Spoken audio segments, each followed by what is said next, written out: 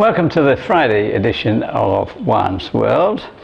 And I could have made a recipe today, but I don't want to get out of order with things. I bought a new camera for my birthday, and the guy at the camera store gave me, for inexplicable reasons, about 3 kilos of mangoes.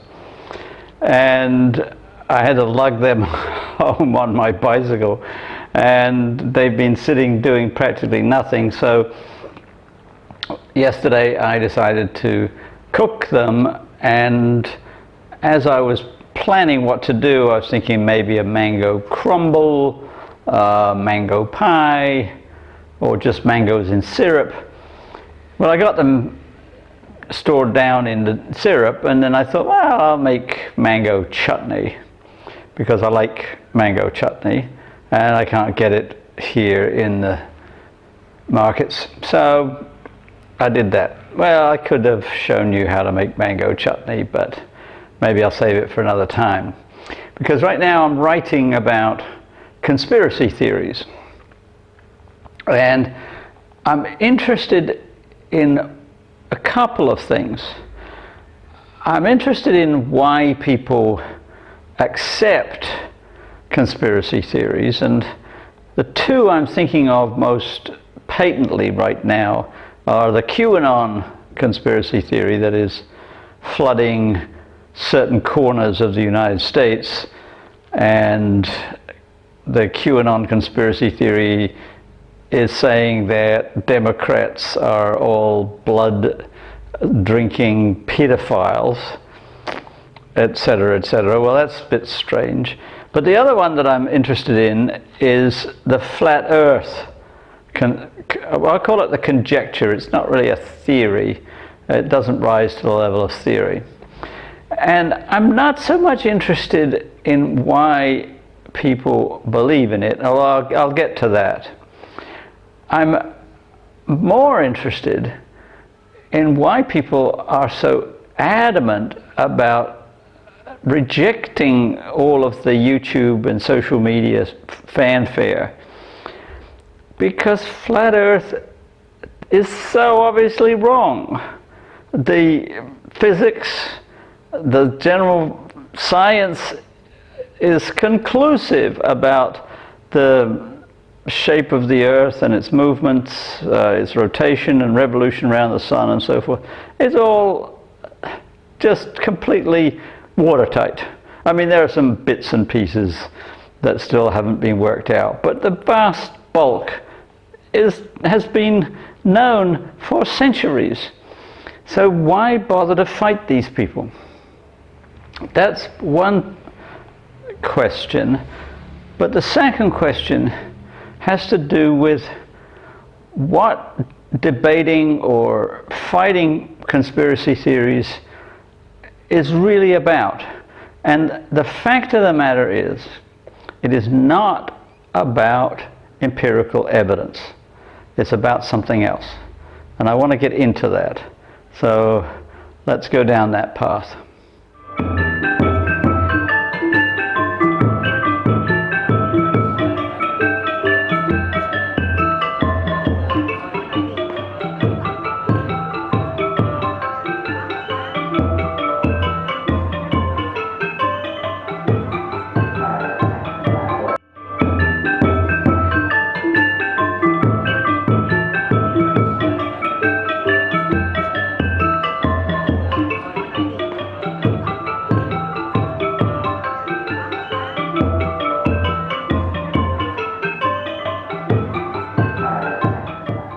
Now, for the moment, I'm just going to talk about flat Earth and what flat earthers believe and why. And then I'm going to get into the more general question of the difficulty of debating flat earthers. Now, we'll start with the basic premise. Basic premise is that our senses tell us that the Earth is flat. And the two conclusive, at least in their minds, conclusive pieces of sensory evidence are that when you look at the horizon, it looks flat. That's sense number one. And sense number two is that you can't feel the Earth moving, so that the flatness of the Earth and its immobility are reckoned according to what our senses tell us. Now, neither are very good arguments. Well, first of all, the circumference of the Earth is large, and you can easily do multiple experiments with large circles to show that if you take a small arc of a circle, it looks flat. You can do it on your computer. You can just you draw a circle, and then you can increase its size, increase it, until it gets to the point where it looks like it's a straight line. The arc that you see on your computer is a straight line. That's number one. You have to get very high above the Earth in order to see its curvature. That is, you have to be higher than most commercial airlines fly, and you have to have a wider range of vision. So the other point is that you can't feel it moving. Well, that's not a good argument, because we cannot sense smooth motion. We can sense motion when it's abrupt in some ways, when we're accelerating or changing speeds or changing directions or bumping up and down. All those are the kinds of things we can sense. We cannot sense smooth motion. And one of the ways that you can trick your senses, in fact, is to travel on a train, and if there are parallel tracks, then sometimes when you're traveling on a train, a slow train, a faster train may pass you. Now, if you just focus on the faster train, not on the surroundings, but just that train itself, it's passing you, and you may have the sensation as it's passing you, you're going this way, and the train's going faster, and you, for the moment that you focus on that train, have the sensation that you're traveling backwards. And relative to that train, you are. So your senses can, in a way, be deceived. And on a more general level, we certainly know that our senses can be deceived all the time. We can cite numerous optical illusions. If I can get around to it, I might even post one or two right here. That is, our senses are just not reliable. And so when we see the sun moving, the moon moving, the stars moving, it's very easy to cognitively say, like, we are still and they are moving. But the physics tells us otherwise. All right, that's point number one. So a flat earther is going to say, well, you can believe what you believe, and I can believe what I believe. I'm believing what I experience with my senses, and you can believe the science that you've been taught. But my senses point to the Earth being motionless and the sun, moon, and stars all revolving around us.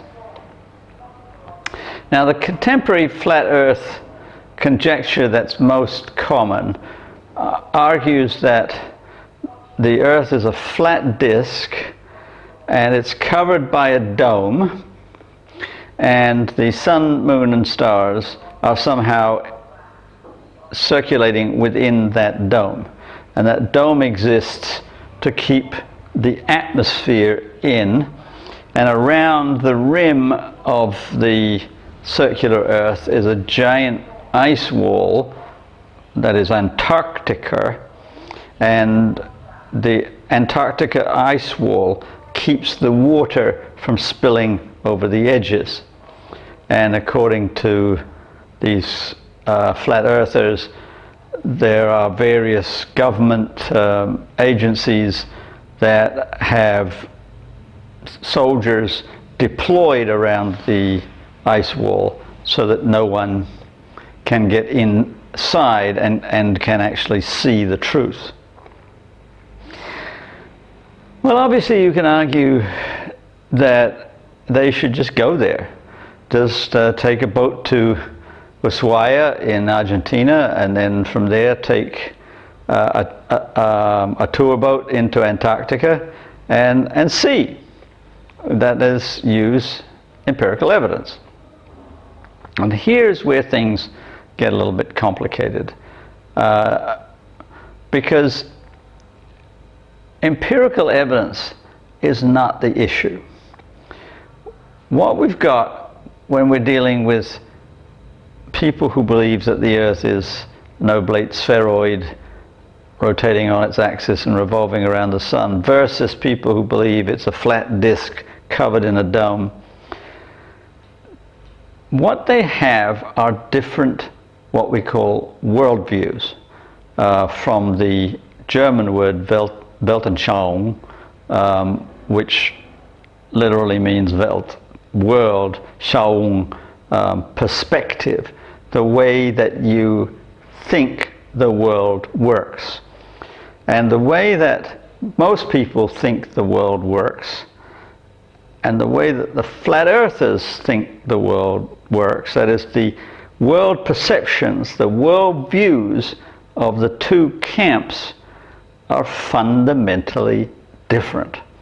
And when that happens, debate is impossible. The use of empirical evidence for one side or the other is impossible in terms of debating, because what's clashing is not empirical evidence, it's worldviews. Now, the middle of the 19th century was the crucible for the development of modern flat earth conjectures. Not a strong position at the time, but one that grew in popularity over the course of the 19th century, because in the 19th century, a great many ideas that had been knocking around for centuries were being overturned. And one of the most important worldviews that was being attacked was we call it an inerrantist view of the Bible, sometimes called a literalist view. It's not quite correct, but we'll use something like that for the moment.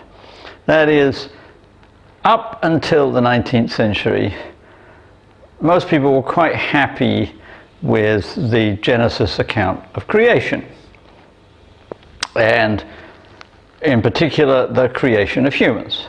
That is, they were quite happy to believe that humans were not animals, even though Linnaeus had classified humans as Homo sapiens, that is, genus and species, just like other primates and other animals, but generally the population of Europe anyway believed that God created humans on the sixth day, created Adam out of clay and breathed life into him, and then created Eve by taking a rib from Adam, and so forth. That was standard.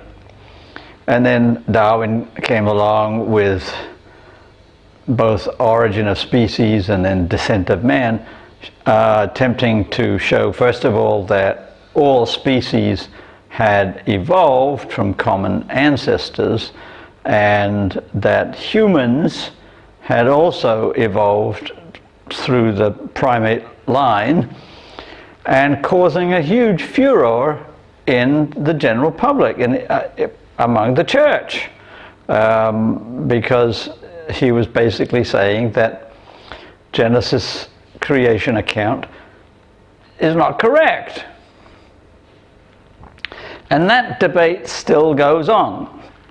There's still a debate about whether or not Noah's flood took place, even though empirically it seems highly unlikely that at some point in human history every mountain, including Mount Everest, was covered something like 15 cubits deep in water.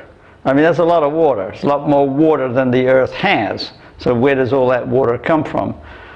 Doesn't matter. There's a lot of people who believe that the earth was created somewhere between 6,000 and 10,000 years ago by God, that Adam was created by God, that the flood happened.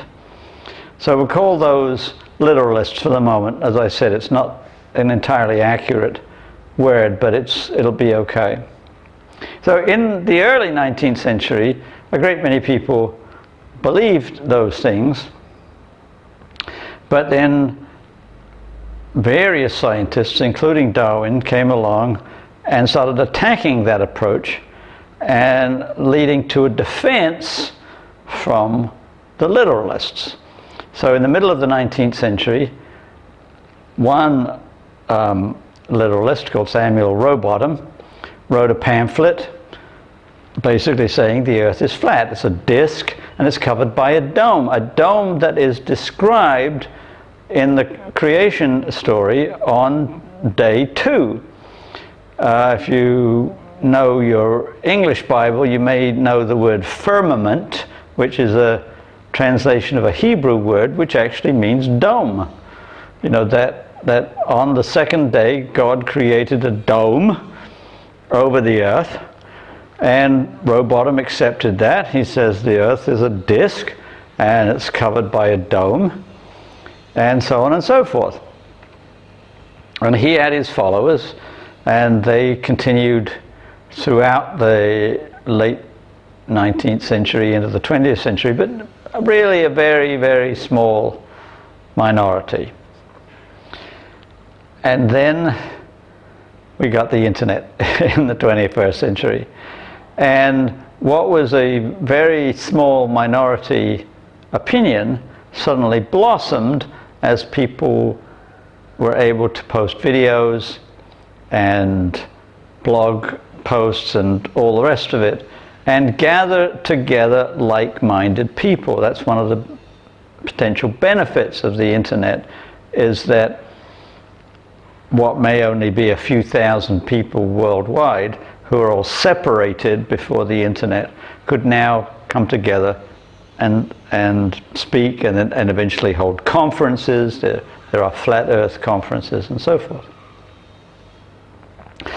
And these flat earthers have spawned all these other websites and video channels arguing against them. And as I said at the beginning, that argument is futile. And it's futile because when you put flat earthers together with what they call globalists, there is a debate. I mean, you can have a debate, but it's going to go nowhere because they're working from two different worldviews. The flat earthers, going all the way back to Samuel Rowbottom, believe that the creation story in the Bible is word for word literally true.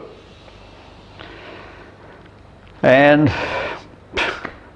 rational physical scientists don't hold that worldview. They hold a different worldview. So if you hold the worldview that the Bible in all of its factual statements is literally accurate, then all you're going to do is take the evidence that works in your favor and either dismiss the rest or find some way to explain the rest. Because the worldview is what's driving your argument. It's not evidence, it's worldview. So debates will be useless, and the same as the debates between biological evolutionists and biblical inerrantists. They're going to go nowhere. People arguing for and against Noah's flood, they're going to go nowhere, because the foundation, like the bottom floor of the biblical literalists' argument is that the Bible is literally true. That's the starting point. And you can challenge that, obviously, with empirical evidence, but if the person arguing from a biblical point of view is going to rationalize everything away, then the debate goes nowhere, because you're arguing from two different premises. Once in one of my books, I described putting an evolutionary biologist and evangelical Christian in the same room to argue about the origins of humanity as being like putting a volleyball team and a basketball team in a gym and expecting something to happen. They're working from two different sets of rules. They've got two different ideas about how things work, and they're just not going to succeed. The only way that somebody who believes in young earth creation or God's creation of Adam or the flat earth, the only way that those people are going to change their way of thinking is to have a change of worldview. And now there's the million-dollar question. How do you change somebody's worldview? Well, that'll be my cliffhanger for now. And meanwhile, please tell your friends about my videos. Please like, please subscribe, and have a happy weekend.